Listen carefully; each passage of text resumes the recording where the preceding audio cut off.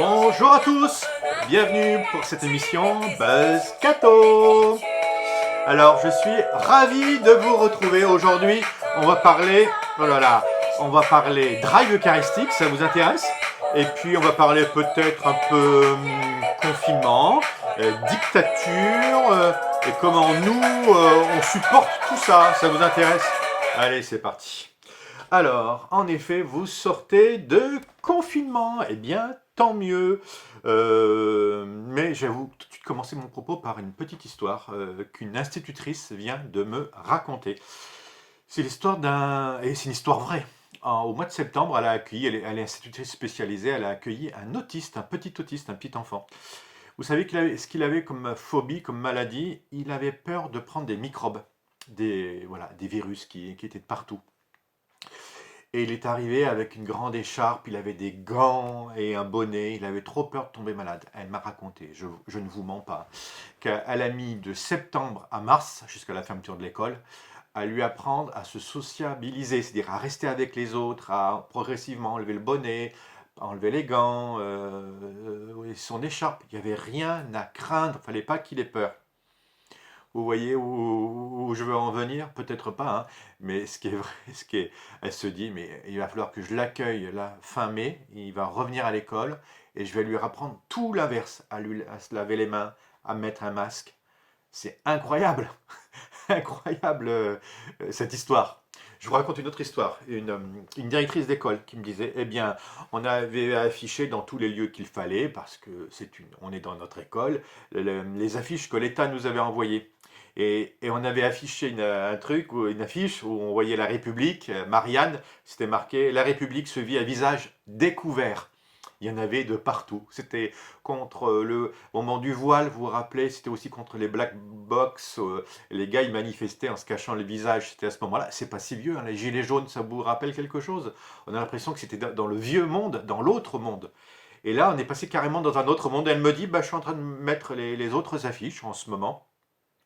Port du masque obligatoire, mesures barrières, distanciation sociale. Vous voyez? Incroyable, hein? Vous vous rappelez aussi, ça c'est mon introduction, mais ça va vous faire réfléchir. Vous vous rappelez évidemment ces postes de ministres et autres secrétaires d'État ou autres médecins qui vous parlaient de grippette et pas du tout de pandémie. Et on a beaucoup de gens ont parlé sur ce sujet, donc j'insiste pas, mais c'est évident à quel point on a pu se tromper. On nous parlait, non, non, cette grippe, elle va rester en Chine, comme le SRAS à l'époque. Elle ne pouvait pas venir chez nous. Et puis, on n'avait pas besoin de tests, on nous l'a raconté d'une manière mais très sérieuse. Il n'y a pas besoin de tester les Français, il y avait un seuil de 70%, mais c'était très très sérieux. Moi, je me rappelle quand j'étais gosse, on me racontait que les forêts de l'Alsace allaient toutes disparaître parce qu'il y avait des pluies d'acide. Ça vous rappelle quelque chose, ça? Et puis, ça s'est pas avéré, parce qu'en fait, ben, je sais pas. Allez, vous vous rappelez du trou d'ozone aussi, ça vous rappelle quelque chose? Il fallait absolument nos aérosols les changer parce que on courait la catastrophe. On nous aurait donc menti ou pas, ou peut-être qu'il y a des gens qui se disent scientifiques, puis la science, c'est pas si sûr que ça en fait. On nous dit que la science est sûre, ça nous rassure justement. On ne va plus mourir, le monde, on a suffisamment de technologie, on sait faire, tout va bien. Mais en fait, on ne sait absolument pas faire.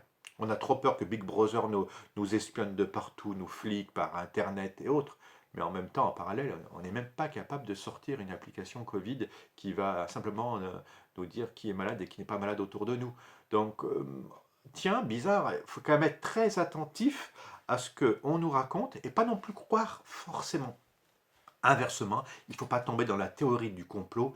C'est pas si simple hein, de garder la raison et réfléchir. Donc c'est pour ça que cette émission s'appelle Buzz Cato. Je peux me tromper.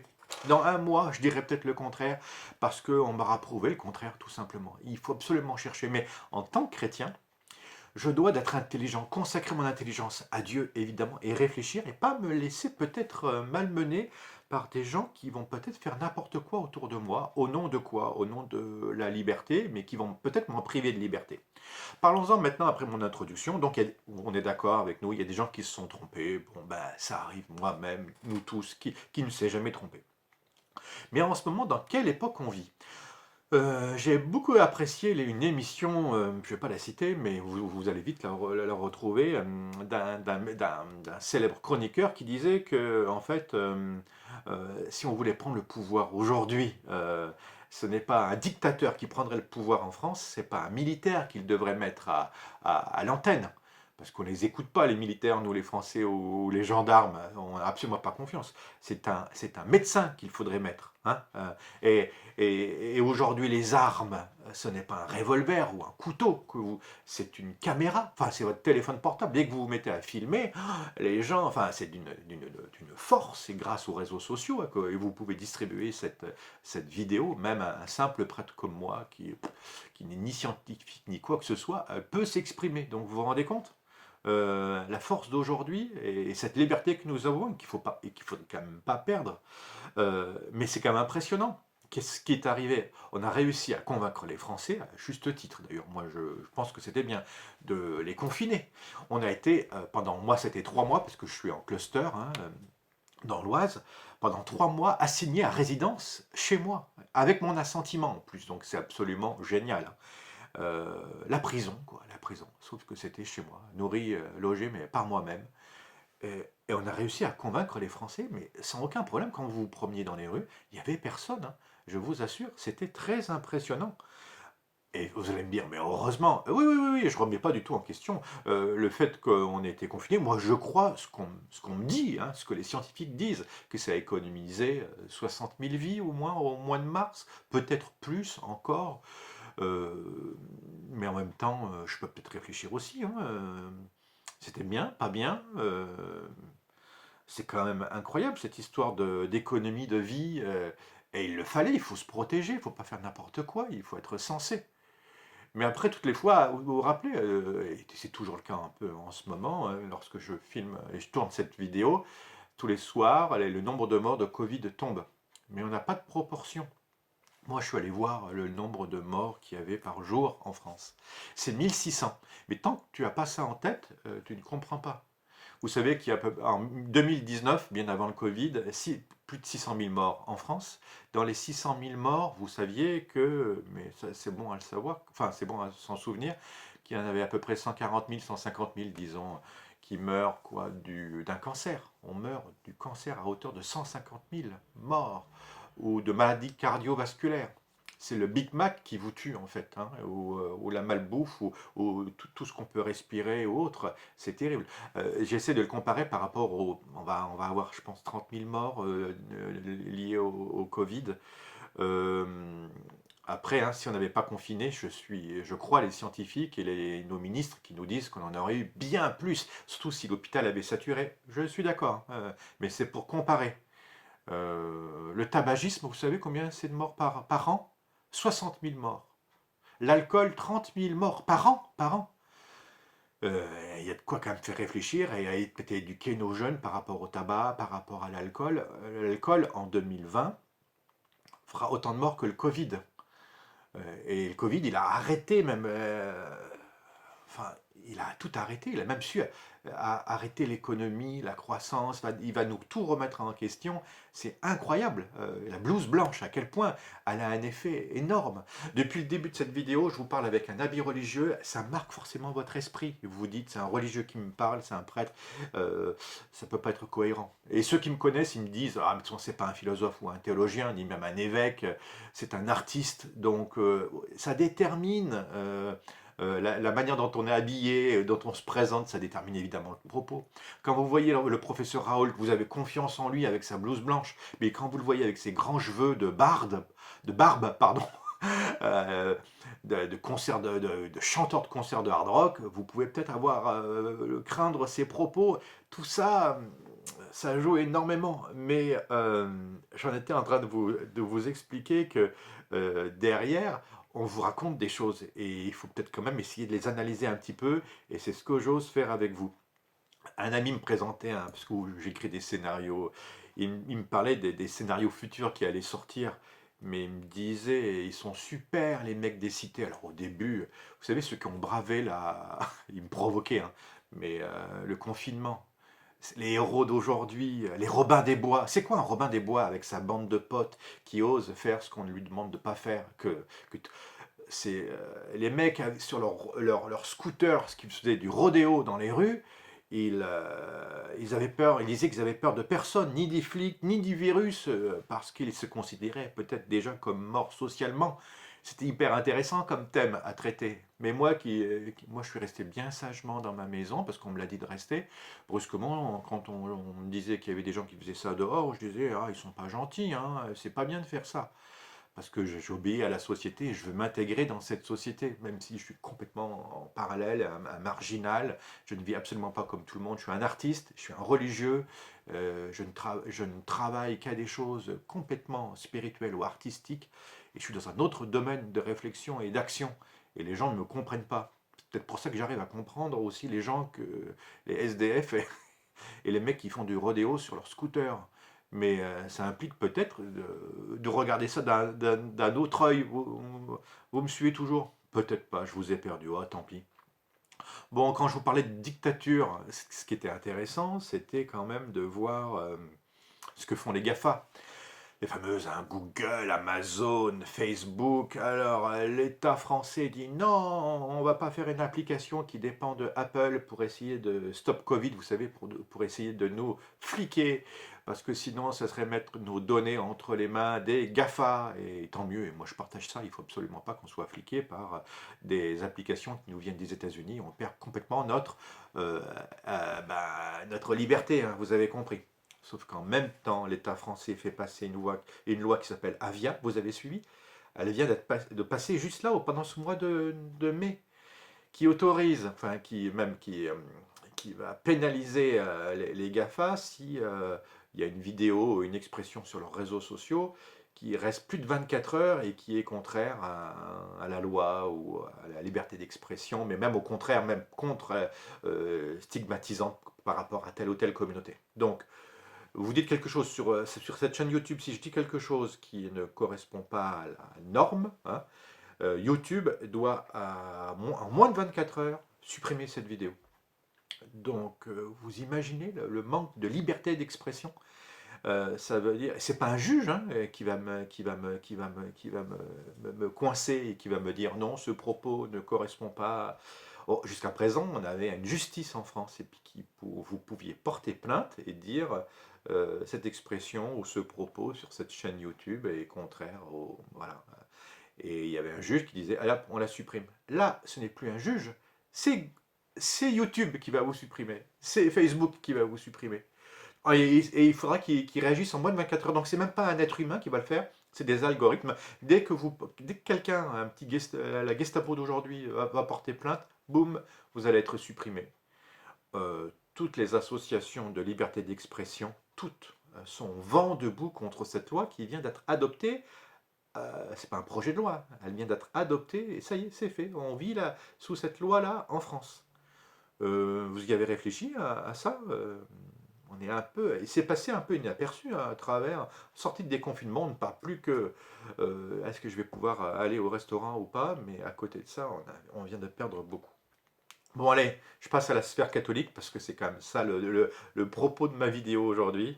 Euh, oui, il faut évidemment garder une énorme vigilance et moi en tant que chrétien, je dois avoir cette liberté, je ne dois pas avoir peur de m'exprimer et de dire mes convictions et par rapport par exemple à la liberté d'expression, hein, la liberté, fraternité, égalité, c'est pas né en 1789, déjà tous les chrétiens le portaient dans leur cœur, quitte à se faire martyriser, tant pis, il s'agissait de pouvoir aller le dire à nos contemporains. C'est ça être chrétien pour moi, être libre. Le Christ est venu nous libérer.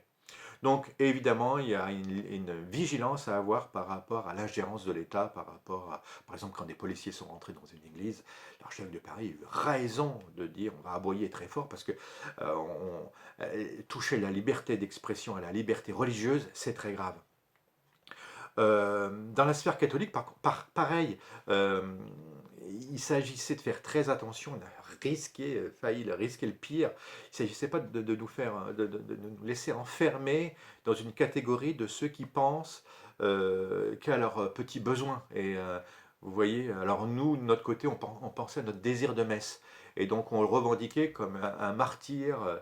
Mais derrière, hein, est-ce qu'on avait écouté les directeurs de théâtre, les directeurs de librairie, qui eux aussi revendiquaient le droit de pouvoir ouvrir leur lieu pour pouvoir revendiquer le droit d'exprimer, de vivre ce qui est la notion de bien indispensable de survie.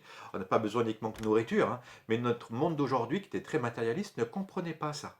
Donc, il ne fallait pas uniquement que se battre pour sa chapelle, mais se battre pour faire comprendre à nos contemporains que l'homme ne vit pas uniquement que de nouilles et de papier WC, on est bien d'accord, mais de liens sociaux, de liens spirituels, de besoins spirituels, et que la foi chrétienne et son expression dans une liturgie, la messe, nous était indispensable, aussi indispensable que d'ouvrir les petits musées ou une librairie en ce moment. Je ne comprends pas que l'État ne puisse pas permettre d'une manière très simple et rapide de dire aux êtres humains, il y a une dimension spirituelle chez vous, je la respecte, qui que vous soyez, allez dans vos temples et dans vos lieux pour prier.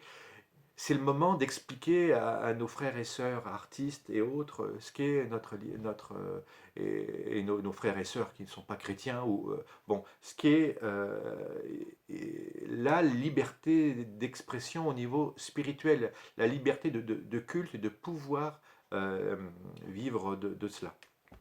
Ça pouvait être un petit peu dangereux, et la sphère catholique s'est un peu plantée à un moment donné. Heureusement qu'il y a eu de belles âmes qui sont venues nous dire, allez, ouvrons plus, revendiquons plus, parce que on ne va pas se battre uniquement pour nous, mais aussi pour mon frère ou ma soeur qui n'est pas chrétien.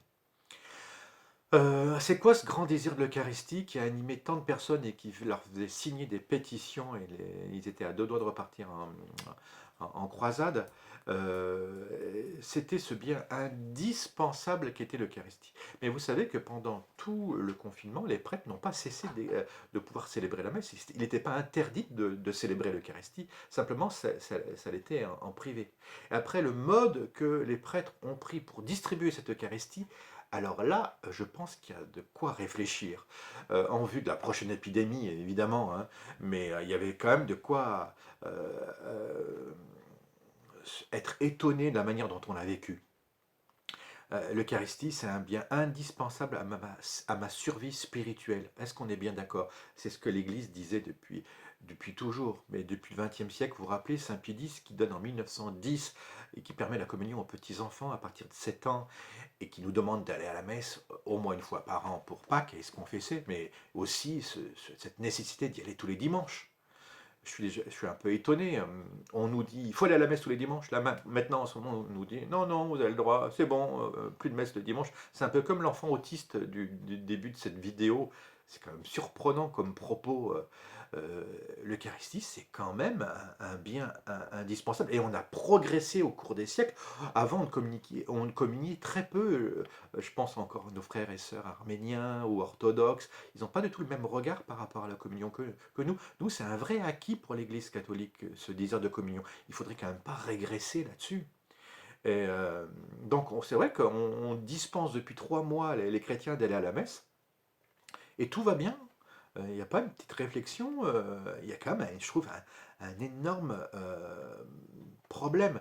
Est-ce que c'est pas un peu comme par rapport à ce manque de masques ou de tests qu'on avait au début, hein, de l'épidémie? Alors, comme on ne pouvait pas faire autrement, eh bien, on a fait ça. Dans l'Église catholique, on n'était pas prêt pas prêt du tout.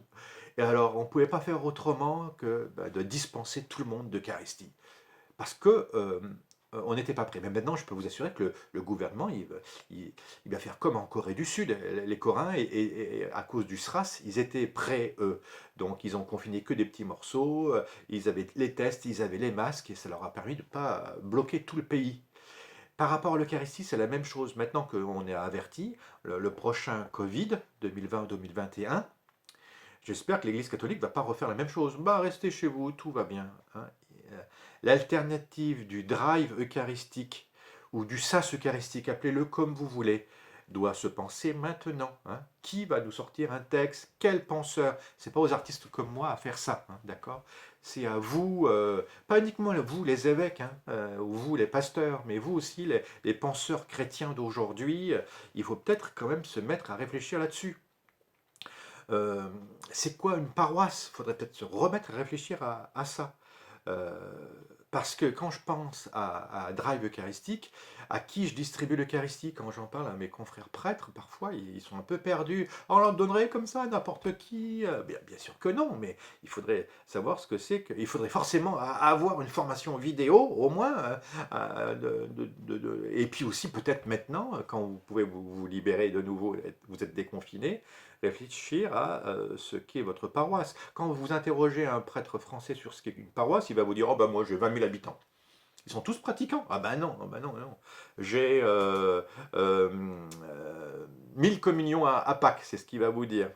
Ou pour la semaine, ouais, pour toute la semaine sainte. Ah ouais, bon, d'accord.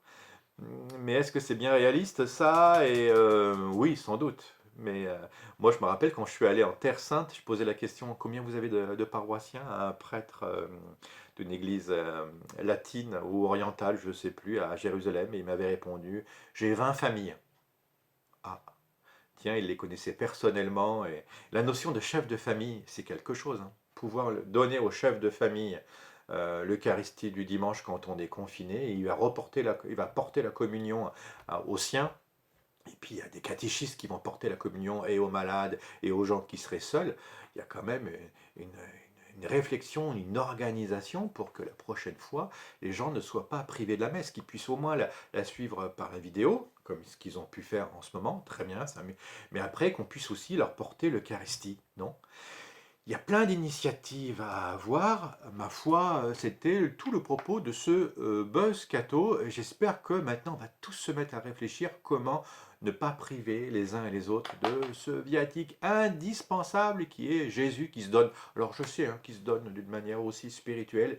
Vous comprendrez, hein, tous les divorcés remariés et tous les autres qui sont privés d'Eucharistie, c'est assez dur à vivre. Vous avez vécu la même chose qu'eux, donc maintenant, il s'agit d'avoir une belle réflexion sur l'Eucharistie ensemble. Eh bien, cette vidéo se voulait uniquement un lieu pour faire cela et ouvrir le débat. C'était Buzz Catho d'aujourd'hui. À très bientôt.